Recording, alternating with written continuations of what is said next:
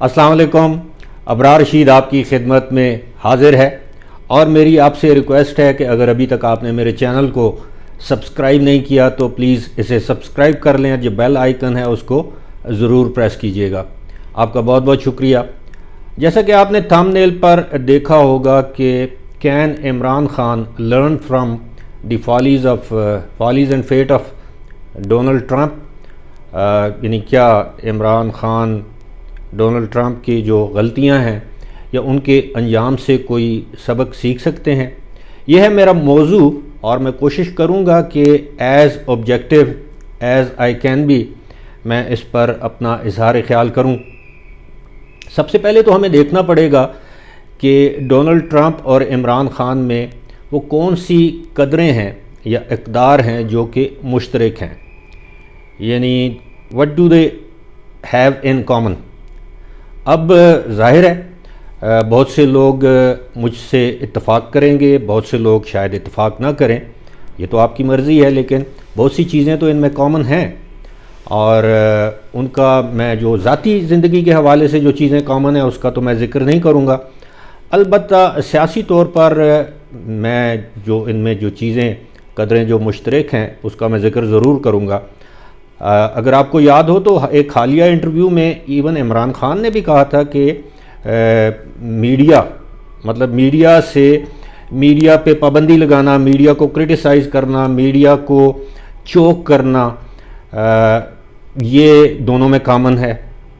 عمران خان نے خود اپنے ایک انٹرویو میں کہا ہے کہ جس قدر میڈیا صدر ٹرمپ کے خلاف تھا اور وہ تقریباً الیکشن جیت چکے تھے باوجود اس کے کہ مین سٹریم میڈیا ٹرمپ کے خلاف تھا, اور عمران خان کا اس حوالے سے شاید انڈائریکٹلی یہ ماننا ہے کہ میڈیا جو مرضی یہ کہے, جو مرضی یہ کرے, اگر انہوں نے جیتنا ہوا تو عوام میں ان کی مقبولیت ہوئی تو وہ جیت جائیں گے. یعنی ان کا مقصد یہ ہے کہ social media is more powerful.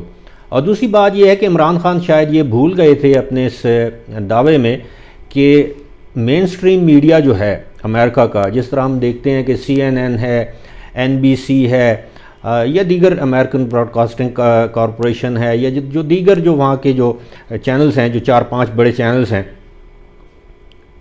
وہ وہاں کا مین سٹریم میڈیا نہیں ہے. دنیا کے نظر میں ضرور ہے. وہاں پر جو چھوٹے جو سٹیشنز ہیں, جو ریاستوں کے اندر جو ٹیلی ویژن چینلز ہیں, ریڈیو سٹیشنز ہیں, وہ زیادہ انفلوئنشل ہیں.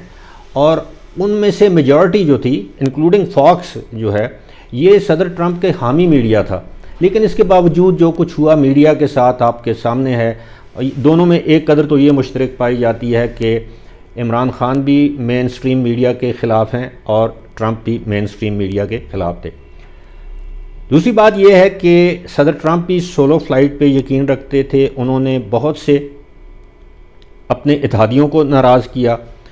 انہوں نے جو ان کی جو ڈیموکریٹس ہیں یا ان کو obviously وہ ان کی اپوزیشن ہے, لیکن جو اصل چیز ہے وہ یہ ہے کہ انہوں نے اپنی جو سوسائٹی ہے, جو امریکن سوسائٹی جو کہ اپنا پرائیڈ لیتی تھی, فخر محسوس کرتی تھی بینگ ملٹی کلچرل اور ملٹی ایتھنک سوسائٹی کے طور پر, اور بیسکلی امیگرینٹس, اس کو انہوں نے تقسیم کر کے رکھ دیا. یعنی صرف سفید فام یعنی وائٹ سپرمیسسٹ کے طور پر صدر ٹرمپ سامنے آئے. اسی نعرے پر انہوں نے الیکشن جیتا, اسی کو انہوں نے ترویج دی, اور امریکی تاریخ کے بدترین جو نسلی فسادات تھے یا جو نسلی تعصب تھا وہ ہمارے سامنے آیا صدر ٹرمپ کے 4 سالہ دور حکومت میں یا دور صدارت آپ کہہ لیں. اسی طرح اگر آپ دیکھیں تو پاکستان میں عمران خان بھی سولو فلائٹ پہ یقین رکھتے ہیں. بہت سے ان کے پرانے ساتھی ان کا ساتھ چھوڑ گئے ہیں یا عمران خان نے ان کو نکال باہر کیا. عمران خان بھی اپوزیشن کو ایک آنکھ نہیں دیکھنا چاہتے. عمران خان چاہتے ہیں کہ وہ بلا شرکت غیر اپوزیشن کے بغیر حکومت کریں. ٹرمپ بھی اپنی پالیسیز میں بہت سی پالیسیز میں ناکام ہوئے, عمران خان بھی اپنی بہت سی پالیسیز میں ناکام ہیں. اب ٹرمپ نے الیکشن جیتنے کے لیے بہت سی چیزوں کا سہارا لیا, جس میں ایک سہارا اس مرتبہ یہ تھا کہ انہوں نے جو ہمارے مڈل ایسٹرن کنٹریز ہیں, جو عرب ممالک ہیں, خاص طور پر UAE, بحرین, ان پر دباؤ ڈال کر الیکشن سے پہلے اسرائیل کو تسلیم کروا لیا. اور ایبراہم ایکارڈز جو جسے ہم کہتے ہیں سپٹمبر 15 کو شاید وہ بھی سائن ہو چکے تھے. اور اس کے علاوہ ظاہر ہے یہ سارا کام ان کے داماد جو ان کے اسپیشل ایڈوائزر بھی تھے جیرڈ کوشنر کے ذریعے ہوا. اگر آپ دیکھیں تو سعودی عرب پر دباؤ تھا، بار بار بیان بھی دیے گئے، پاکستان پر دباؤ تھا، جیرڈ کوشنر کی جانب سے، صدر ٹرمپ کی جانب سے یہ بیان دیے گئے کہ کچھ اہم ممالک جو ہیں وہ گلف یا مڈل ایسٹ ریجن سے اسلامک یا مسلم کنٹریز وہ اسرائیل کو تسلیم کر لیں گے.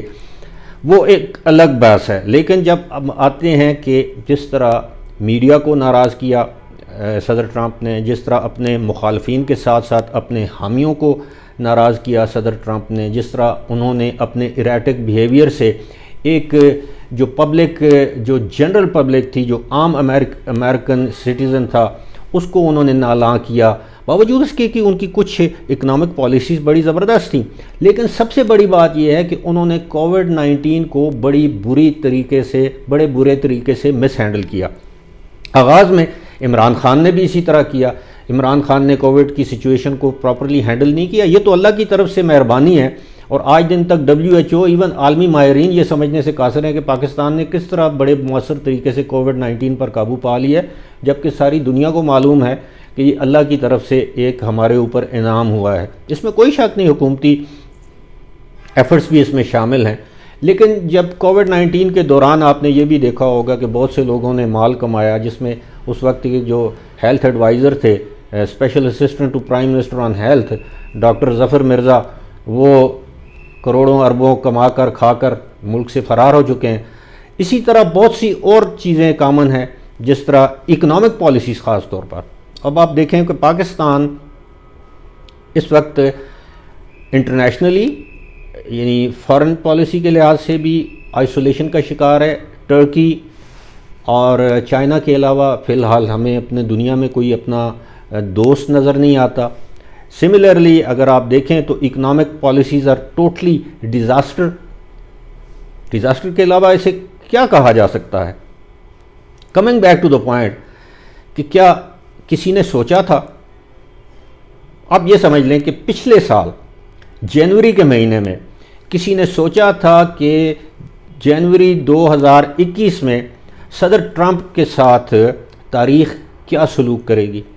یعنی صدر ٹرمپ کے آخری دنوں میں جب کہ ایک صدر کو بڑے باعزت طریقے سے رخصت کیا جاتا ہے، یہ وہاں کی روایات ہیں یونائٹڈ اسٹیٹس آف امریکہ کی کہ بڑے باعزت طریقے سے رخصت کیا جاتا ہے، بڑی پریسٹیجیس اور جسے کہتے ہیں کہ باعزت قسم کی سیرمنیز ہوتی ہیں، جس میں ہارنے والا صدر بھی ہوتا ہے، جیتنے والا صدر بھی ہوتا ہے، گزشتہ ادوار میں رہنے والے صدور بھی ہوتے ہیں. لیکن ٹرمپ کے نصیب میں یہ سب کچھ نہیں تھا.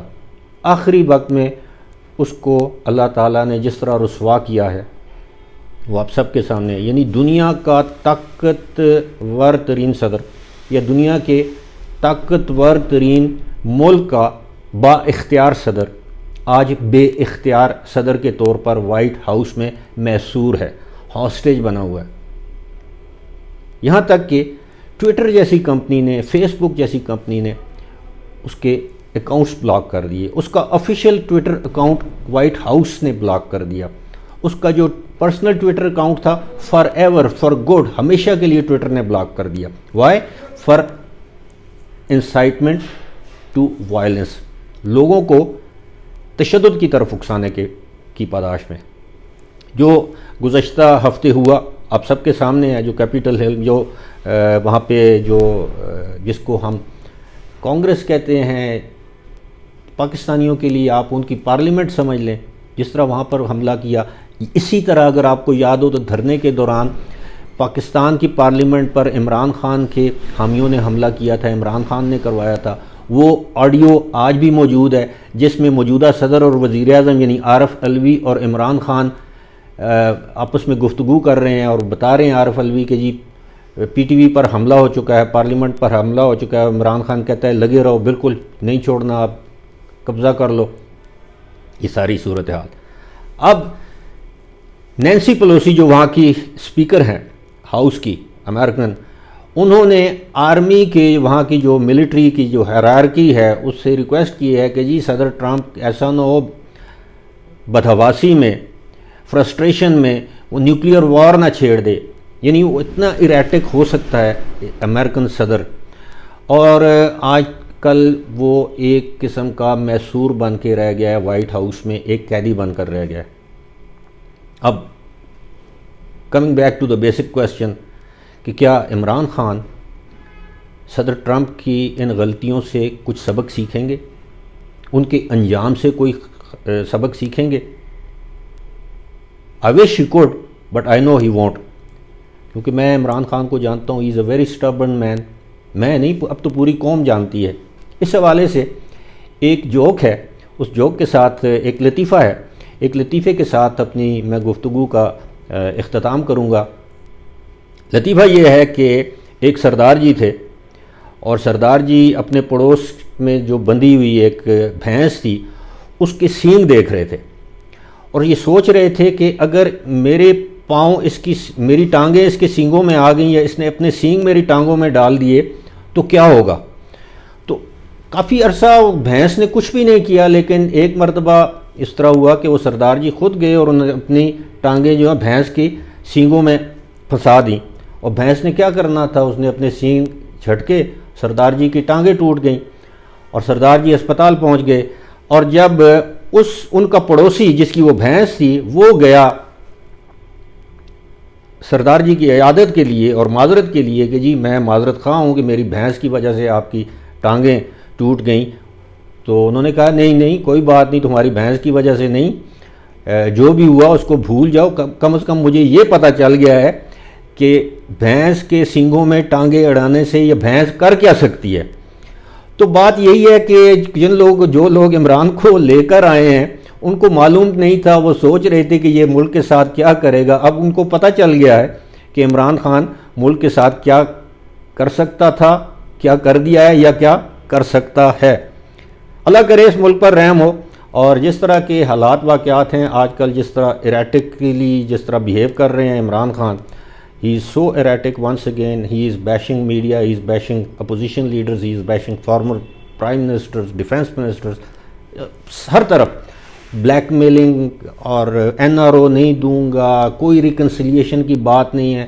اور میرے خیال میں انہوں نے ابھی 2.5 سال یا 22 سال کی جو جدوجہد اور 2.5 سال کی جو حکومت ہے اس میں انہوں نے نہ کچھ سیکھا ہے اور نہ وہ کچھ سیکھنے کی خواہش رکھتے ہیں۔ فی الحال اسی کے ساتھ مجھے دیجیے اجازت، خدا حافظ۔